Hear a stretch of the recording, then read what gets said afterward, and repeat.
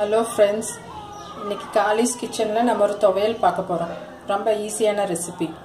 இதுவரைக்கும் நம்ம channel subscribe பண்ணாம இருந்திருந்தீங்கன்னா கீழ தெரியுற ரெட் பட்டனை கிளிக் பண்ணுங்க. நிறைய வீடியோஸ் இனிமேல் வரப்போகுது. இப்போ வீடியோக்குள்ள போலாம்.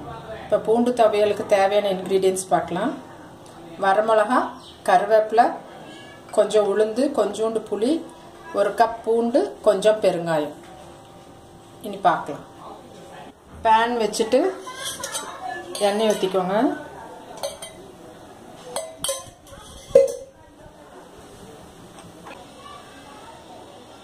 எண்ணெய் காஞ்சிருச்சு. மிளகா போட்டுக்கோங்க. உங்களுக்கு எவ்வளோ காரம் வேணுமோ அவ்வளோ போட்டுக்கோங்க.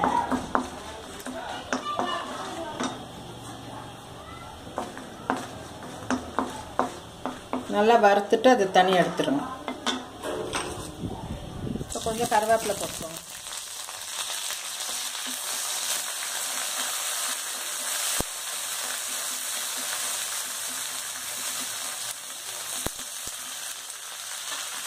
அதோடய அந்த உளுந்தையும் போட்டுருங்க. போட்டு நல்லா கோல்டன் ப்ரௌனாக வர மாதிரி வதக்கிடுங்க.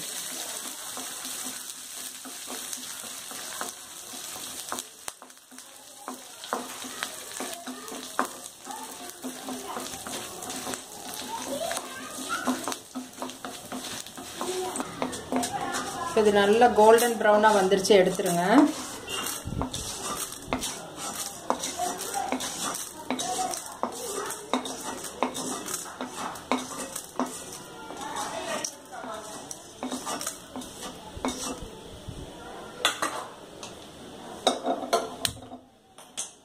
திருப்பி இந்த பூண்டை போட்டுக்கோங்க.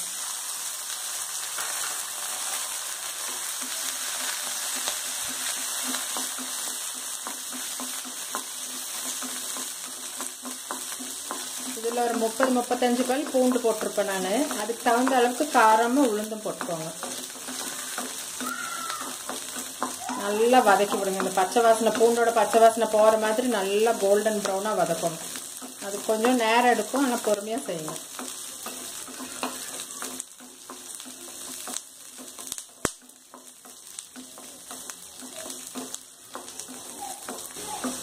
இது நல்லா கோல்டன் ப்ரௌன் ஆயிடுச்சு.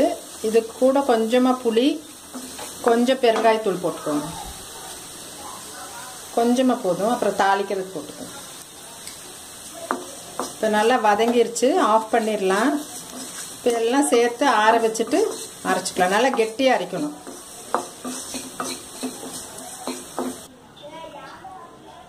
இப்போ வதக்கினதை எடுத்து பிளேட்டில் போட்டிருக்கேன். நல்லா ஆற விட்டு நல்லா கெட்டியாக அரைச்சிக்கணும், தண்ணி விடாமல். இதை அரைச்சதுக்கப்புறம் டிஸ்பிளேல பார்க்கலாம். இப்போ துவையல் அரைச்சாச்சு, டிஸ்பிளேல பார்க்குறீங்க. இனி இதுக்கு தாளிப்பு கொடுக்கணும். அதுக்கு கொஞ்சம் எண்ணெய் ஊற்றி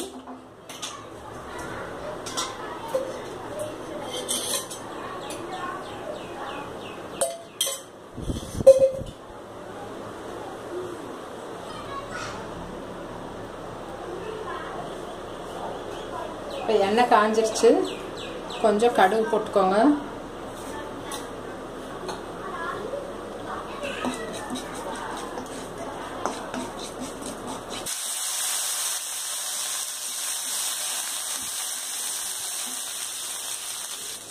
இப்போ கடுகு கருவேப்பிலை ரெண்டும் பொரிஞ்சிருச்சு. கொஞ்சம் பெருங்காயம் போட்டுக்கோங்க.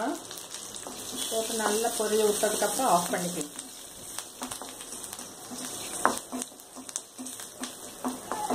பண்ணிட்டு இதை சட்னி மேலே துவையல் மேலே போட்டுடலாம்.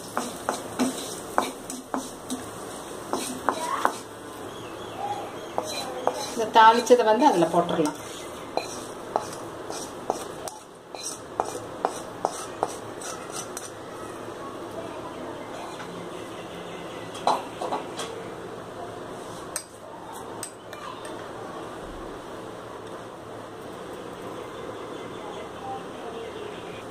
இது அப்படியே நல்லா கலக்கி விட்டுக்கோங்க.